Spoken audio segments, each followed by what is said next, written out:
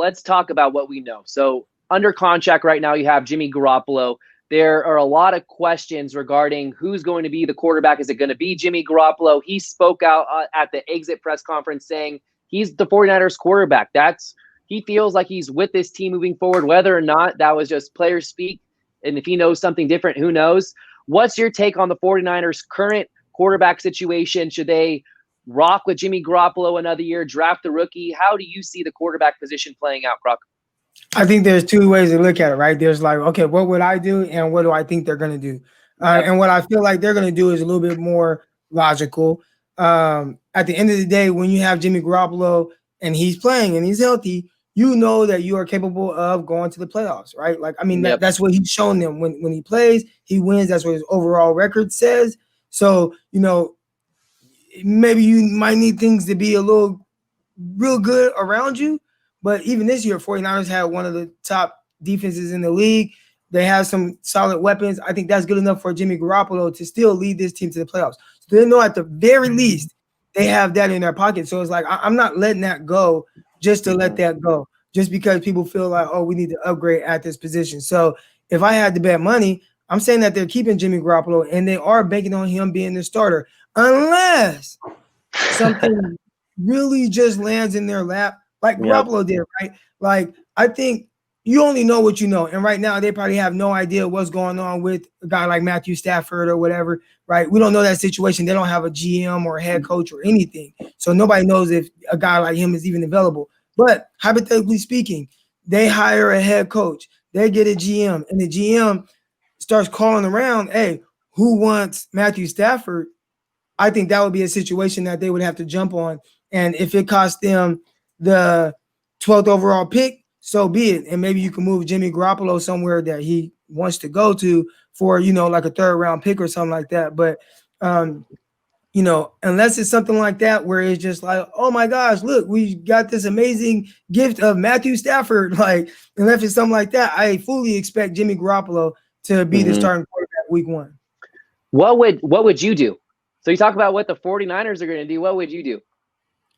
Oh man. Okay, so it's a little boomer bust, but I would. Okay, so this is my ideal way of thinking, like how I would ideally do it.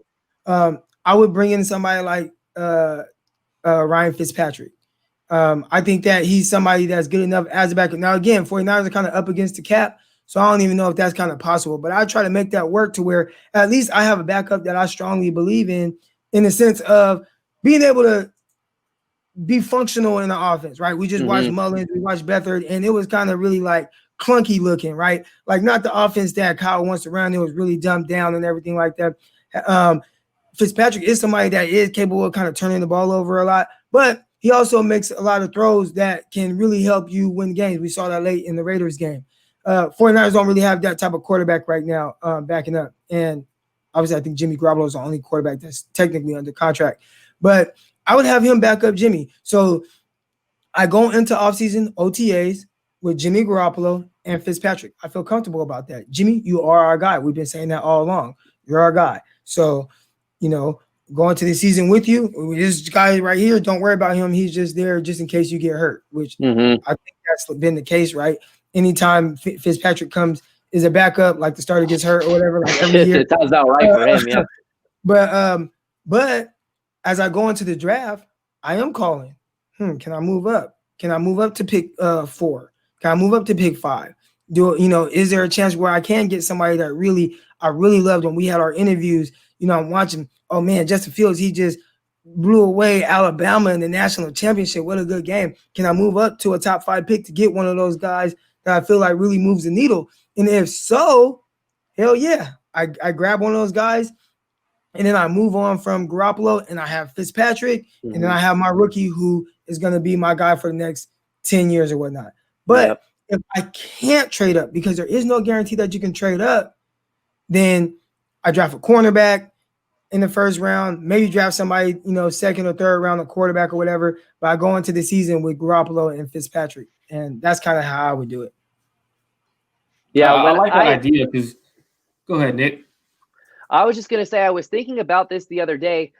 The 49ers if they get the backup, I love the idea of Ryan Fitzpatrick. It was something I was advocating for a couple months ago. If you have a solid backup there, you sign one. The 49ers are almost in a position at quarterback where they can't lose. Jimmy Garoppolo last year was top 5 in most statistical categories. You know, if the worst thing you can do is enter next season with Jimmy Garoppolo, I'd say you've done pretty good for yourself.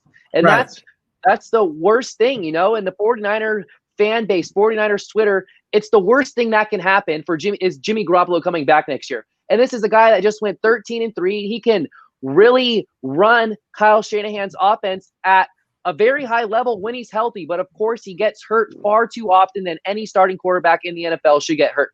So if you have that fallback option like a Ryan Fitzpatrick in place, I'm all for that. Marcus Mariota signed a deal with the Raiders knowing that Derek Carr was there. He got like $9 million annually, I want to say. So Fitzpatrick could be costly, but I love the logic. You have the quarterback backing up Garoppolo, who's injury prone, and then moving up in the draft, having that option as well because free agency comes before the draft. I love that thought process. It's something I can get on board with. And when you look at names like Matt Ryan, I have no interest in Matt Ryan. I was on the show with Grant earlier today talking about that. Matt Ryan's not enticing to me. There's just not a lot of guys you could imagine becoming available. Matthew Stafford's a name that everybody's going to keep an eye out on. And we don't know. Everybody's throwing his name out there, but there is absolutely nothing. Yeah. To me, in my eyes, Matthew Stafford is just as available as Deshaun Watson, or not even Deshaun, as Patrick Mahomes, right? We know Patrick Mahomes is not available. And I think Matthew Stafford, until I hear somebody come out and say that from the Lions, you know, I look at it the same. Like, why would anybody move on from Matthew Stafford? Especially a new head coach and GM taking over the Lions. Why would I want to move him? So I don't even think that that's really a possibility. And I don't know how, you know, it got to be something so polarizing. But yeah, so I'm sorry to cut you off, but yeah, that's something too. No, you're right. I don't even see that. Same thing with Matt Ryan. What? Because he's older and he knows, and he played under Kyle Shanahan before, so now all of a sudden he's just available. Like, man, like I haven't heard that. Yeah, Marco, go ahead. If Robert Saleh takes that Lions job, no way Matthew Stafford is being traded anywhere. Robert Saleh is going to go in as a competitor he is, and he's going to fix that defense and take them to the playoffs. Why would you send away a franchise quarterback? That's just unrealistic. But for me, going into the quarterback room next year, you have to have somebody who could back Jimmy up. It has to be because, yes, we know Jimmy runs. It's not Kyle Shanahan's offense. It's a Jimmy G version of Kyle Shanahan's offense. This is not Kyle's offense. Kyle's offense is being ran in Green Bay, and that's Kyle's offense. Kyle's offense is push the ball downfield, run the ball. It's stretch the field every single aspect. So right now, we're not seeing Kyle's offense. So if Kyle can get we're not seeing full capacity. People think that, like, because, you know, the West Coast offense and, you know, quick slants and stuff like that. So now everybody, like, because they want to like what Jimmy is doing so bad, is like, oh, like, no, this is how it's supposed to be ran. Like, it's quick passes, get the ball out. And it's like, yeah, like that was it in the 90s. Like, look at Andy Reid. Andy Reid runs a variation of West Coast offense. Like, he came in under these guys, like, he's throwing the ball downfield. Now, he can, like, if this is what you're going to give him. We saw that week 1 against the Texans. Everything was 5-10 yards. Everything, even with having Patrick Mahomes. If that's what you're going to give us, and that's what we're going to take. But at his full capacity, we want to throw the ball downfield. We want to push it downfield. That's what we saw with Kyle Shanahan, not just with Atlanta. I think everybody thinks that. Even with Washington, with RG3, throwing the ball down the field. Obviously, they did their read option and stuff, but they would let it fly. What we've seen with Jimmy Garoppolo, it's what a good coordinator, a good coach should do. You know what? This is not a strength of his. Yeah, we can dial up deep shots that I feel like I can scheme up to get open, but he's not somebody that's going to be comfortable throwing the ball downfield, you know, and just to throw downfield. Like if you ever watch Pittsburgh Steelers, they throw bomb after bomb after bomb, vertical shot.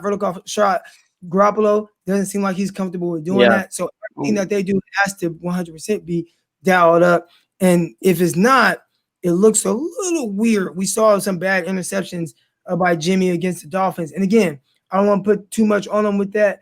You know, he was having an injury. They said he wasn't healthy, even though the next week he was. I don't know. But you know, as you can see, like, man, It's just at any time does Jimmy Garoppolo look comfortable throwing downfield? I don't think so. So I think Kyle does a really good job of, you know what, that's not really his thing. And throwing outside the numbers, not really his thing. You know, let's just keep everything to what he does very well. And he can do that at an efficient enough level to win games. But when teams start when they start clouding that area and making him throw into tighter and tighter and tighter windows, he'll make it. But he'll also make those boneheaded mistakes of missing a linebacker that's right there, or throwing passes and it might go off a receiver's hand, you know, and they know tips and overthrows, that's interceptions. So that's why I think he throws, or, you know, he has so many turnover worthy plays and whatnot, because the whole field is so condensed for him. When you watch other teams, the field is not condensed in that aspect. Everything is more spread out. Quarterbacks aren't throwing so many contested passes or so many interceptable balls because it's outside the numbers and stuff. And Jimmy, I don't want to say he can't do that, but they don't look like they're comfortable doing that with him. Yeah, I agree with that.